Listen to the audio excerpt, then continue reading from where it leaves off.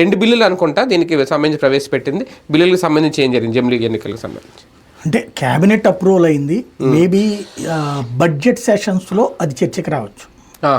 ఇప్పుడే కాదు, అది అంటే ఆమోదం పొందేసి అన్నారు 2 బిల్లులు. క్యాబినెట్ అప్రూవల్, క్యాబినెట్ ఆమోదమే కానీ లోక్సభ దాంట్లో రాజ్యాంగ సవరణ చేయాలన్నారు కదా, 2/3 మెజారిటీ కావాలి కదా, అవన్నీ చేసుకోవడానికి మేబీ బడ్జెట్ సమావేశాల్లో పెట్టి, అంటే ఈ సెషన్లోనే పెట్టి దాన్ని సభాపక్షానికి ఇవ్వచ్చు.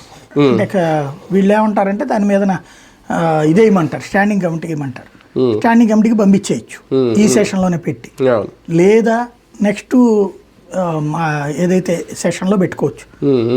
జమిలీ ఎలక్షన్ అయితే కన్ఫామ్ అన్నది క్యాబినెట్ అప్రూవల్తో క్లియర్.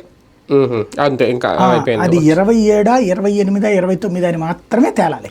అది బిల్లు పెట్టిన తర్వాత ఏమైనా క్లారిటీ వస్తుందా పార్లమెంట్లో? దాంట్లో అంటే డేట్ అప్పుడు అనౌన్స్ చేయొచ్చు. ఇప్పుడు ఫర్ ఎగ్జాంపుల్ మహిళా రిజర్వేషన్ ఉంది, మొన్న ఎలక్షన్స్కి ముందే ఆమోదించేశారు. ఆమోదించి ఏమన్నారు, నియోజకవర్గాల పునర్విభజన తర్వాత నుంచి అమల్లోకి వస్తుందని చెప్పి రాశారు. అందులో ఓపెన్ గా అనౌన్స్ చేశారు. కాబట్టి నియోజకవర్గాల పునర్విభజన అనేటటువంటిది 26కి అవ్వాలి. మనకి 6లో అయింది, 2006. అది 2009 ఎలక్షన్స్ లో వాడాం. అట్లాగే ఇప్పుడు మనకి 26లో అవ్వాలి. 26లో అయ్యేటప్పుడు 20 ఏళ్ళకి ఒకసారి జరుగుతుంది. ఆ లెక్కన అప్పుడు అనౌన్స్ చేస్తారు. ముందు ఒకటి నియోజకవర్గాల సంఖ్య పెరగాల, అసెంబ్లీ పార్లమెంటు. అప్పట్లో 6లో పార్లమెంట్ పెంచాల, పార్లమెంట్ పెంచి 40 ఏళ్ళు అయిపోయింది. కాబట్టి ఇప్పటికే 40 ఏళ్ళు అయిపోయింది పార్లమెంట్.